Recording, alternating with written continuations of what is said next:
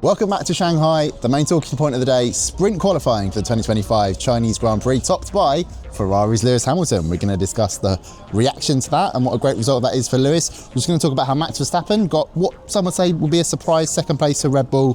McLaren, still looking very quick, probably still the quickest car out there, but mistakes yet again costing the team.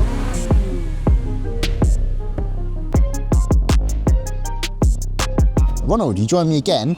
What did you make of Lewis Hamilton getting his first pole for Ferrari, or is it pole?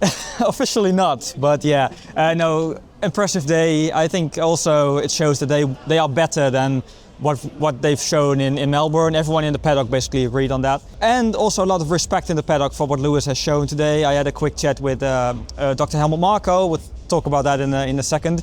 But I also asked him about Lewis. And he said, yeah, really impressive performance. He said, don't forget that he has Charles Leclerc as his teammate, one of the best qualifiers in the field.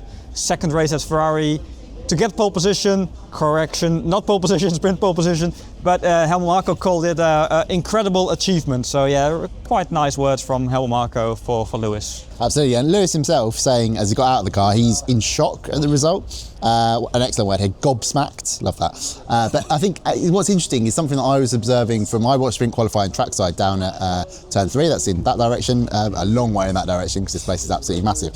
But what was interesting from being down there, and I haven't really got the chance to watch a lot of qualifying sessions before, but you sort of expect that once the cars have got totally no fuel, they're on the softest tyres, although in this case only in SQ3, things are just going to look perfect, and particularly in that corner complex, very much not so. But what I found really interesting, I think this is why Hamilton genuinely seemed to be surprised at the result, was that the car just seemed to be a little bit all over the place. Like all the way through the session, it was particularly evident on the medium tyres that of the 4 front running squads, it's the Ferrari that it's a bit like the drivers, they're not quite sure what's happening when it's, whether it's power delivery, whether it's getting the nose turned in or things like that. It's just not rotating quite as nicely as say you would get on the McLaren. And that's backed up in the sector times. The McLaren absolutely mighty through there and the Ferrari just on the edge. But what Hamilton's saying is basically since lap 1 here, and again, Ronald, your point, that didn't happen in Melbourne, the car's just been alive, it's just been quick. It's just clearly quite an edgy, peaky car. I would say that was how I would characterise sort of the early phases of Lewis Hamilton's first year with Ferrari. But yeah, a fantastic result. He starts on pole for the sprint race. We'll come back to that later on. Max Verstappen, his old title rival, his old foe. You spoke to Helmut Marko, Red Bull's motorsport advisor. What are Red Bull saying about how that result came about? Well, like the first day is a perfect front row to have, right? Lewis and Max again. So, and yes, secondly, all people seem to be in shock in this paddock because not only Lewis, but also at Red Bull, because they feared sprint qualifying would be an awful lot worse. Yes, I talked to Helmut Marko and he said practice session was really, really difficult. He called the tyre wear that Red Bull showed, he called it horrendous.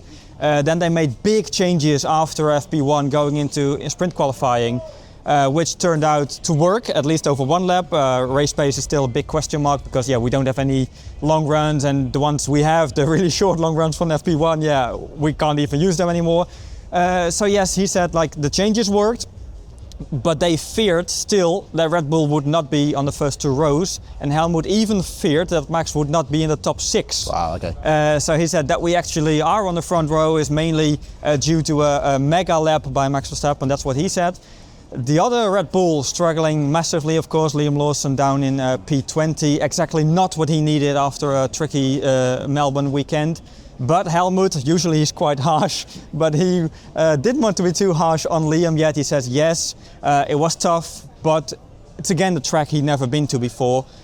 So he needs a bit more time, he needs to get in some kind of rhythm, which obviously didn't work out today. Liam himself said, yeah, I couldn't cool down the tyres. They did a cool down lap to have a second attempt again, but he couldn't get the tyres cooled down enough.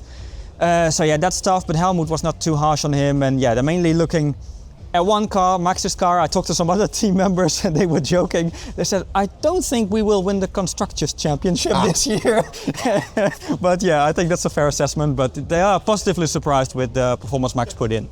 Absolutely. It was interesting on Lawson again. Having spent most of the day down at turn 3. His first lap through there out in FP1, way too wide, just carried way too much speed compared to Max, and he was straight into the gravel. Yeah. And you know, often these narratives can stick, and sometimes you shake them off. Like look at Lewis Hamilton in 5 days, how much things have turned around in terms of how people will be talking about him. But for Liam Lawson, the day just never kicked on from there. And what was interesting in qualifying was that actually Max ended up taking that same wider line, except he could hold the speed all the way through, whereas Lawson was, there was an extra stab, sense he was a little bit more hesitant on the throttle. And then when you look at their best sector times, albeit Max's set in SQ3, half a second difference at the end of the first sector, and that's absolutely massive. A lot of work still needing to come from Liam Lawson.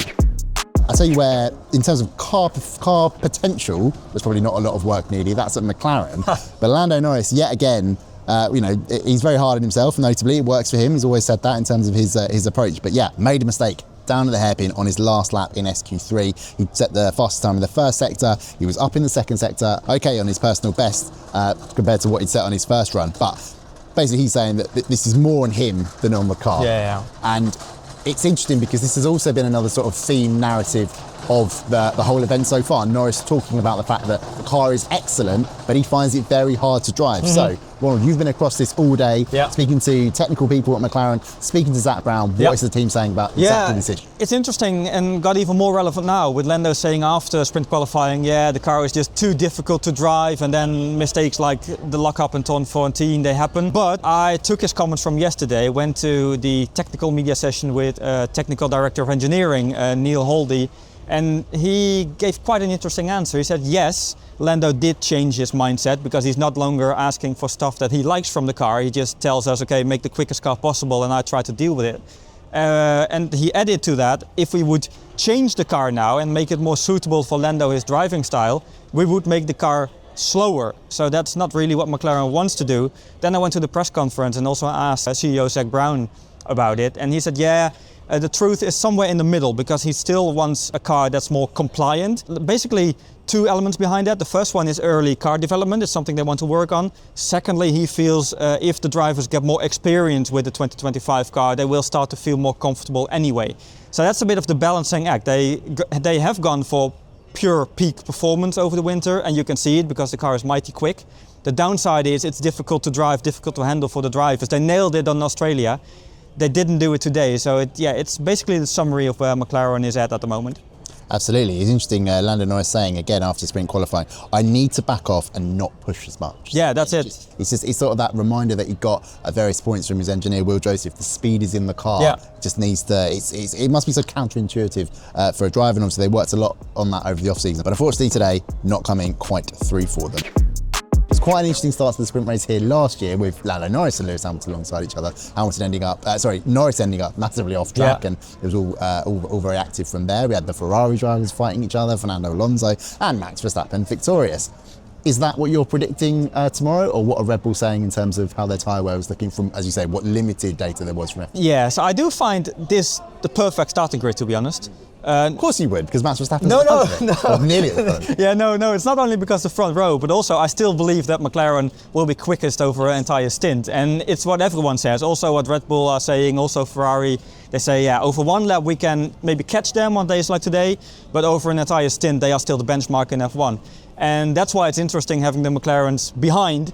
So I feel, the quickest cars are behind on the grid. You got Max and Lewis on the front row. So maybe there's even a good chance for Oscar, I think. If I have to bet on one driver, maybe a good chance for Oscar to get a sprint victory. But massively looking forward to tomorrow. On that, yes, I think Oscar Piastri must start as favourite because of what we've seen so far from that McLaren. And it was the case last year that the dominant car, in that case Max Verstappen in the Red Bull, even in the sprint race here, able to get through because it is quite testing on the tyres. It will be a rear tyre degradation race that will really make the difference. And I think the McLaren package is still so good on that front that he'll get the edge. And it's a chance for him to claw back some of those lost points from the Australian Grand Prix. Not so many as obviously in a Grand Prix, but a sprint race, nevertheless, a good opportunity.